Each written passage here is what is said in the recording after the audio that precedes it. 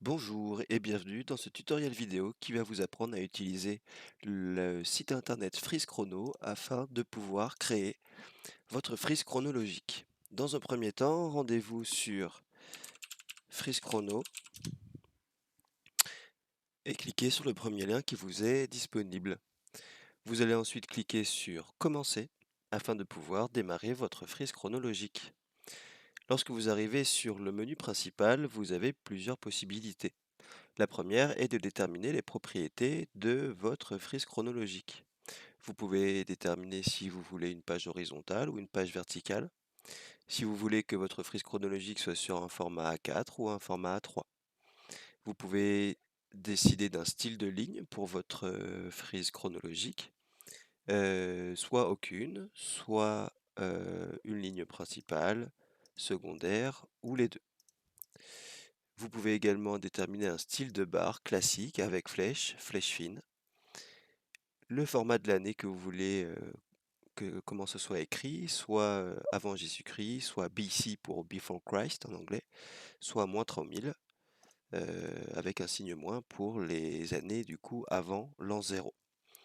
Format des dates qui vont être affichées, alors moi je vous conseille de laisser comme ceci, pour que ce soit plus simple pour vous. Et ensuite la police et le format de la barre du temps, si à quelle année vous voulez commencer, quelle année vous voulez terminer. euh, et ainsi que les échelles principales. Donc là, on voit que l'échelle principale, c'est 10. Ça veut dire que c'est gradué du coup de 10 en 10. 1900, 1910, 1920, 30, 40, 50, 60, 70, 80, 90, 2000. Et l'échelle secondaire, du coup, les petites graduations, qui ici sont graduées de 1 en 1. À partir du moment où vous faites une modification sur l'une de ces propriétés, il va falloir cliquer du coup ici pour pouvoir afficher la modification. Par exemple, si je choisis un style de barre avec une flèche fine, je dois cliquer sur valider pour que ça mette une flèche fine. Si je veux modifier la date de début en mettant par exemple à partir de 500 jusqu'à 2000, je dois mettre valider. Ici, on voit que de 500 à 2000, l'échelle n'est pas du tout appropriée. Du coup, il faudra que je change l'échelle en mettant en échelle principale, par exemple, tous les 100 ans, et avec une échelle secondaire tous les 10 ans, par exemple. Et on a quelque chose qui est plus lisible. Donc après, ce sera à vous de tâtonner en fonction de la représentation que vous voulez faire.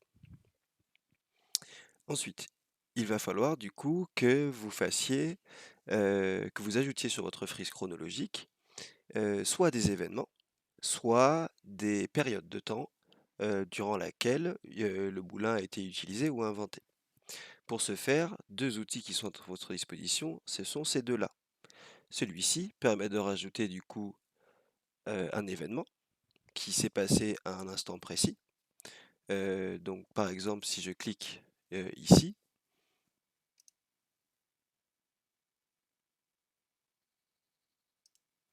et je rajoute un événement random, donc par exemple le couronnement de Charlemagne. Donc Charlemagne a été couronné le 25-12 800. Qu'est-ce que je souhaite faire? Est-ce que je souhaite que l'attache soit au centre, à gauche ou à droite? Donc moi je vais mettre au centre.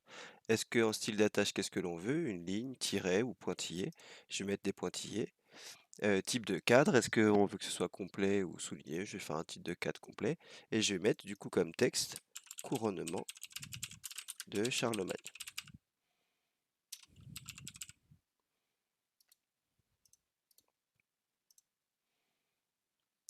Je valide. Qu'est-ce qui met de la date doit être comprise dans notre...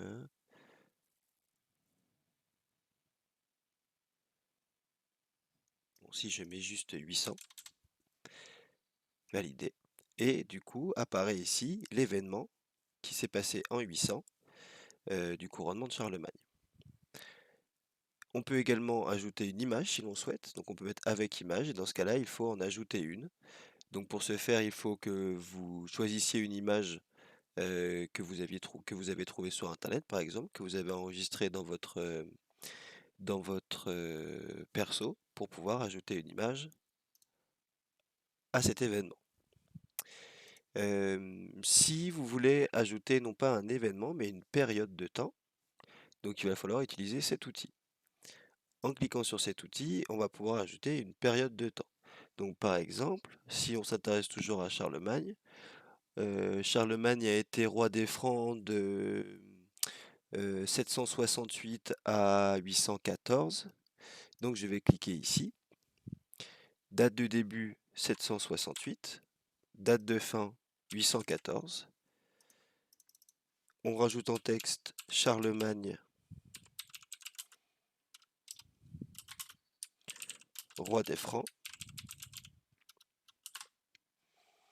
Qu'est-ce qu'on veut comme attache, avec ou sans attache? Je vais mettre avec attache. Position du texte, je veux qu'il soit à l'intérieur. Afficher les dates, oui. Et je mets mon événement. Je peux le mettre ici, je peux le mettre là. Je peux agrandir ici.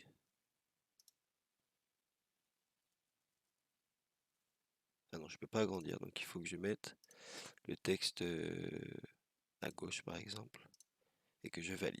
Voilà. Voilà pour ce qui est d'un événement. Et ensuite, eh bien tout simplement, vous pouvez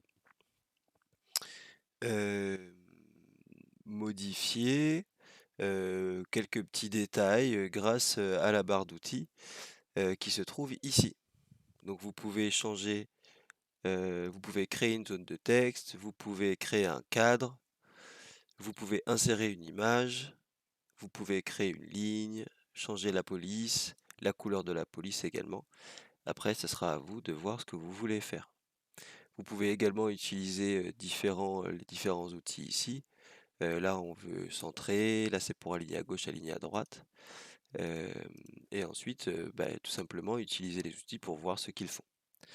Une fois que votre travail est terminé, il va falloir du coup l'enregistrer. Donc, pour l'enregistrer, je vais cliquer sur sauvegarder et ça va automatiquement m'enregistrer un fichier qui sera dans vos téléchargements et qu'il faudra enregistrer dans votre perso. Cela vous permettra de pouvoir, à la maison, si jamais le travail n'est pas terminé, vous allez pouvoir du coup, s'il est enregistré sur votre perso, vous allez pouvoir ensuite euh, le retélécharger à la maison grâce à l'ENT afin de pouvoir ouvrir une sauvegarde. Si le travail est terminé, vous allez pouvoir tout simplement générer un PDF de votre travail afin de pouvoir ensuite enregistrer ce PDF sur votre perso.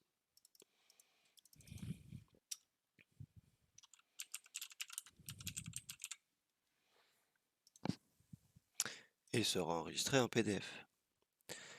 Voilà pour ce qui est de la présentation de l'outil Freeze Chrono.